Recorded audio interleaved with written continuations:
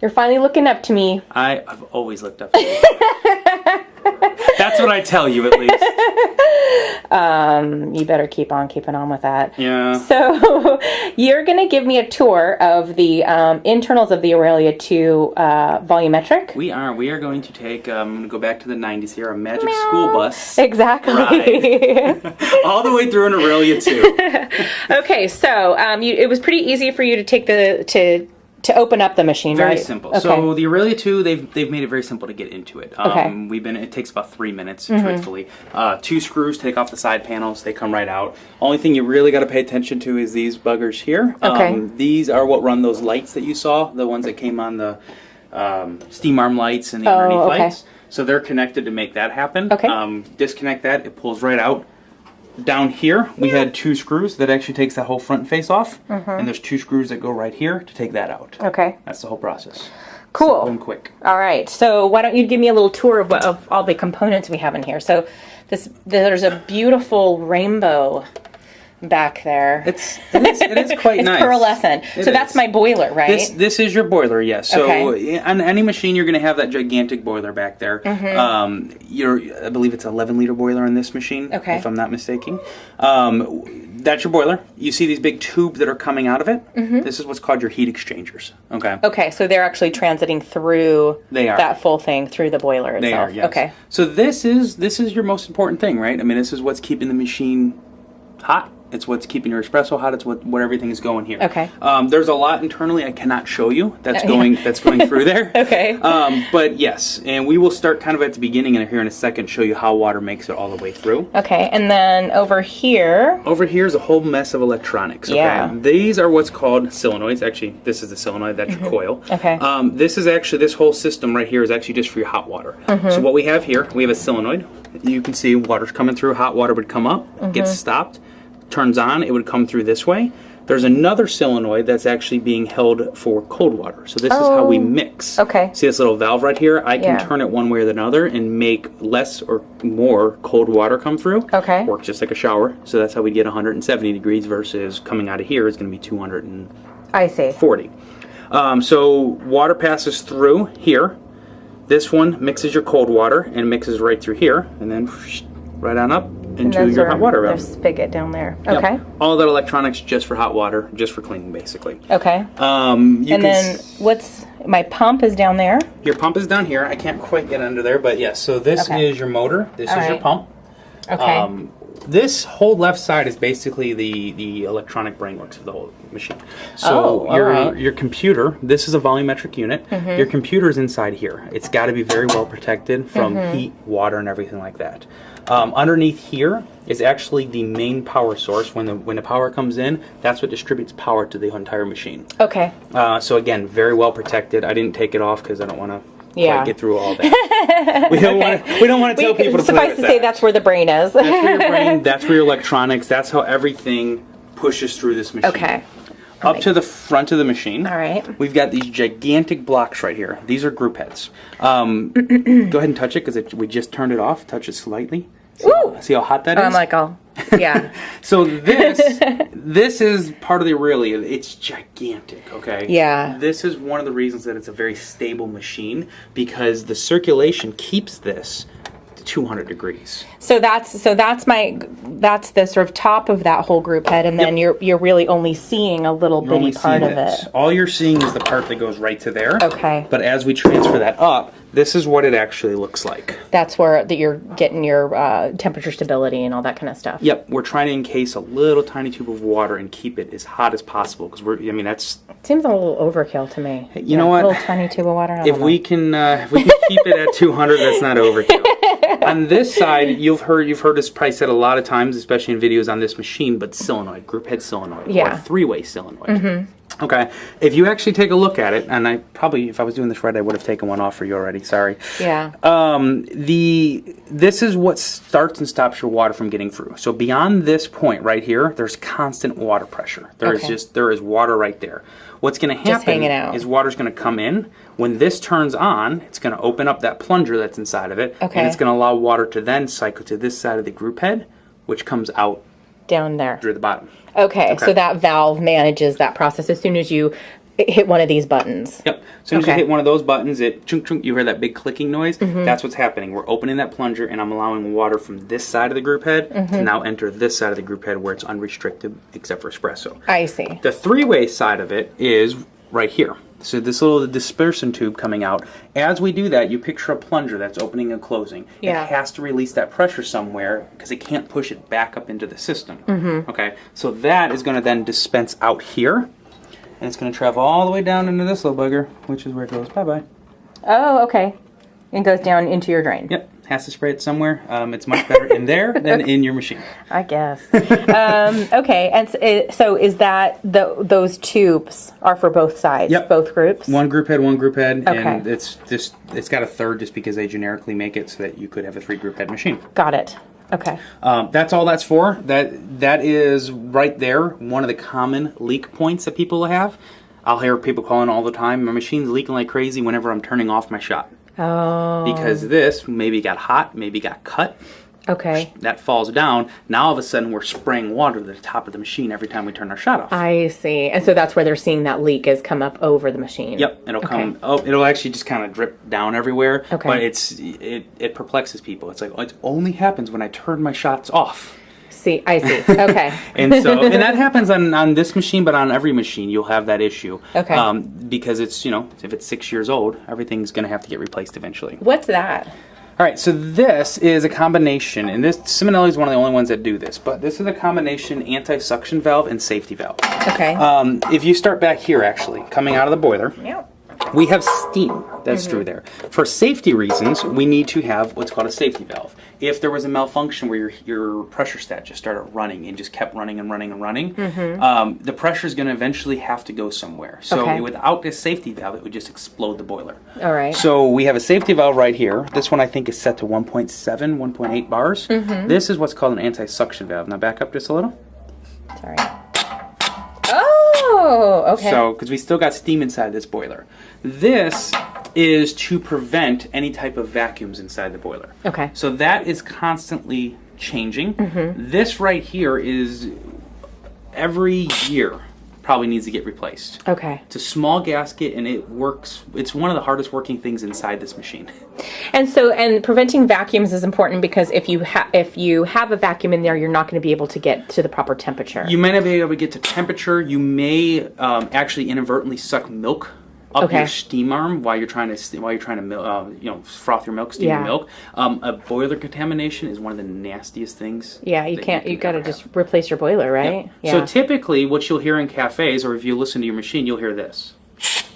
Hear that? Yeah. That little slight hiss. Just like that. Yeah. That is a common thing. I walk into a cafe, I'll hear it all the time, and I can tell them right off the bat. So you got a steam leak at your anti-suction valve. This little thing. Would it be happening just all the time? Yeah, it's going to have this constant. Just a little bit. Okay. It's just like that noise. Your machine should sound like this. Nothing. I'm glad I was quiet then. It shouldn't sound like cat cackling. It should not sound like cat cackling. You have a severe problem if it sounds like cat cackling. That means it's a great machine. Okay. If you hear any noise, that is what's to get replaced. This is an easy replacing, and it affects everything. If you have a leak, it means your machine's overworking. Every piece of that machine's overworking. You are killing something else inside your machine for a very simple fix, and it's a very noisy fix. You can hear it. Okay. But yes, that's its sole function, is to equalize the pressure inside of the boiler. Okay, and then what are all my little tubes and stuff down here? That's an easy answer, isn't it? Let's start off actually in the beginning. So let's talk how water makes it through, because that's what these tubes are. It's how water gets in and through your machine. Cold water, it's right here. This is our going out. That's our main water source. So the first thing that water does, it comes up and it hits to the pump. Okay, it's now going to come through this pump, and it can pass with it on or off, basically. But we've got arrows. Water comes in, water goes out. Now we're going to split this water a couple different ways as soon as it comes in. This one here, we ran it over. This is the cold water. So that's for that cold water solenoid, that mixing valve we talked about for up here. Yeah. So we split water up one way there. The other way right here is your gauge. So that's how when we read this little gauge, we know, oh, okay, I've got 3 bars. I've got 9 bars. That all runs through here. this brings me to another problem. A tiny little calcium leak. Look how small this line is. Yeah. One little tiny calcium leak. Oh, my gauge isn't working. Could just be that. Okay. The next, and this is where we get important, is water out that way. So you can see that little tube runs all the way into this little block. Okay. So this is now how the water gets into the system for use. Okay. All right. Outside of the cold water. So this is where it's going to start its transit process. Yep. Okay. This little line here carries all the water for water in the boiler, water through your group heads, your heat exchangers, and just any other type of water, throughout the whole system. Okay. Okay. So now it comes up here. Don't worry about this way for now. We've got 2 different ways we can go here. One, it's always shut off. So this is what's called a manual fill. This allows me, and you'll hear when I turn it. Okay. Hear it? That allows water to just go into the system. I get to control it. When I do that, you'll see this level start rising. Not quickly, so don't look at it because it'll take a while. See it? It's barely rising. Okay. And so is that when you first get the machine, you're going to have to do that just to get it going the very first time? That's to get water inside of the boiler. Yes. Okay. So anytime that we have a malfunction with what's called our inlet solenoid, what we're getting to next, that's how we bypass that. That's how we get water in directly into the boiler. Okay. So the way your system works typically, normally, for you, since you had an installer install it, the water's going to come to this thing. This is what's called the inlet solenoid. Okay. Again, this is the same plunger design, okay? It holds back water. So right now, I have constant water right there. I have no water on this side of the solenoid. When your boiler gets low, and it needs water, this turns on. Okay. Click. Just automatically senses, it moves. Okay. So now if you follow my little thing here, water, when that clicks on, water goes through here, okay? Then it follows straight up into the bottom of the boiler. My little rainbow back there. Every little rainbow. That's how we fill this boiler. Your machine all day long, as you're steaming, you're boiling off water. Water level drops. This kicks on. That's how it refills it. Okay. Okay. The second way it splits is this way. Now water, this is going to our group heads. So if you remember, so this is a heat exchange machine. It does not have, the water you coming out of the group head is not coming from your boiler. It's coming from your heat exchanger, which runs through your boiler. Okay? So that water source is a different water source. So it's coming out, and then then it's feeding the 2 separate heat exchangers there, like back there? Yep. So we're going to take water right through what's called a flow meter. The flow meter is only on volumetric units. If you do not have a volumetric unit, you will not see a flow meter. Okay? These are flow meters. This is how we volumize the water, right? These count a revolution. So when I program it for 2 ounces, I'm not programming it for 2 ounces. I'm programming it for 272 spins of a flow meter. Okay, and then you're programming it. The brain is saying that, and then the brain is saying to these guys, do 272 rotations. Exactly. Okay. Don't quote me on that number. I know. Let's say 4 million. 4 million. So 1 then, million. from there, your water is then going to go into your heat exchange, the bottom of the heat exchange. If this was a semi-automatic, it would just be connected. Okay. Okay, so you wouldn't have that anymore. So now water comes into the bottom of the heat exchange, and once again it splits. We're going to split up into the heat exchange, which then comes out up here, the part that I showed you earlier. So that's a tube. The other way it splits is up this tube. Yeah. Okay. Now this What's that tube? I can't quite get back there to kind of show it to you, but this tube's going to run up into the bottom of the group head. Okay. Okay. And then you have another tube that's running down. But is that okay? So this is that's how we not circulate. Okay. So my water comes in down there. It goes through the tube, and then it's circulating this way. Your water goes through 2 ways, basically. Okay. So it goes up into the heat exchange. Yeah. Which we feed this way. And then that goes to the group head. Yep. And then it comes in. Now, what I don't know, I have to double check. I'm pretty sure the way this works is the flow rate's this way. Okay. So water flows this way, comes into the group head. Okay. Then it flows back out to that little this dude tube, that which comes then down, comes down and feeds cycles. back in. I see. Okay, so it's splitting. It's not splitting here technically. No, it's not splitting here. It's Okay. getting fed back in here. I see. Okay. Okay. Got it. So you have to cycle the water. If we didn't cycle the water, it would sit inside this group head and basically just get stagnant. And be too hot.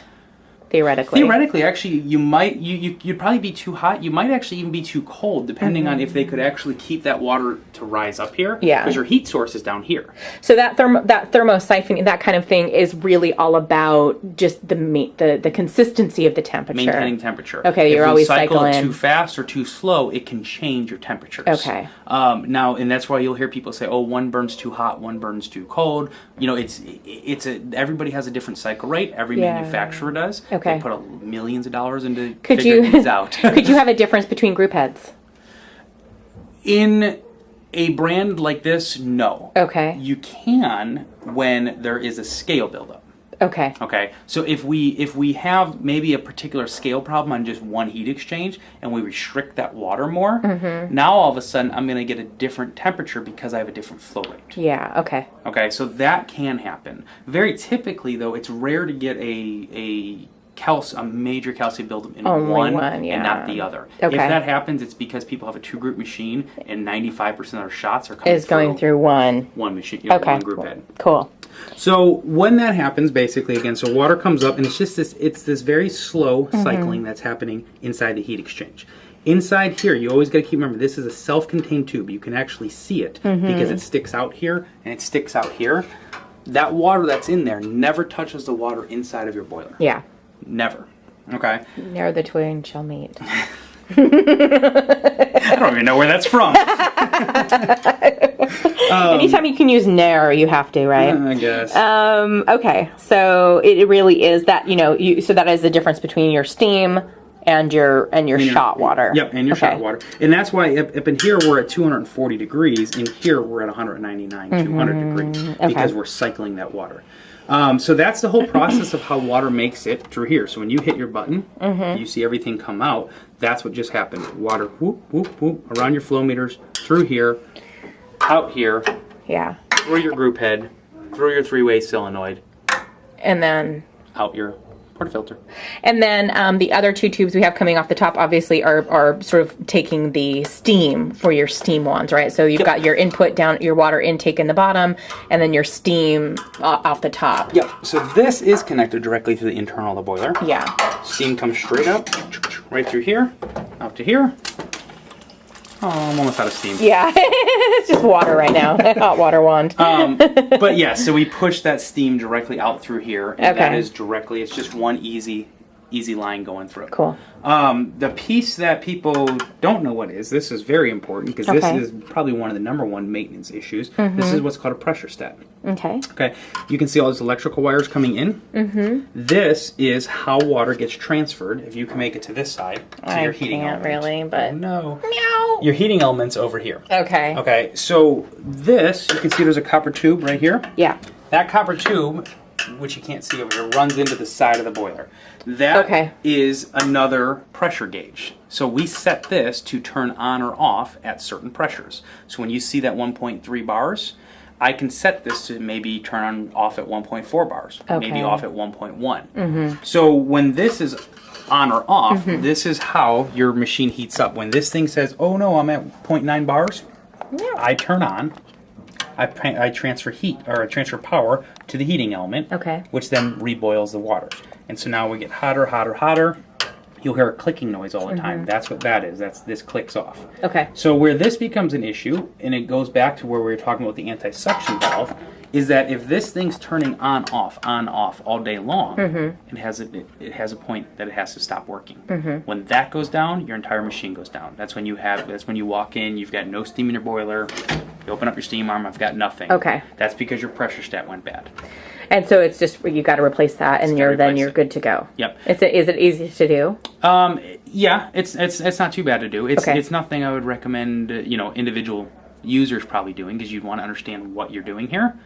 Yeah, but it's not like a difficult part to get or anything like that. Like it's a pretty routine thing, so it's it's not like the end of the world, or you need to get a new machine. Every technician stocks about 7 of these. Okay. Very easy to do. It takes 30 minutes to actually replace. It's not hard at all. This is what keeps your machine working though, and this is the most worked part probably inside of your entire machine. Because Okay. all day long, it's Going on, off, off, on, yeah. off. Cool. All right. Anything else you want to cover before we put this baby back together? I believe we caught everything We sure inside did. of This was a very, machine. very thorough tour. Cool. All right. So that is our internal tour of the Nuova Simonelli Aurelia 2. Now you will go back to normal size for me. Thank you, Brandon. Thanks, Kat.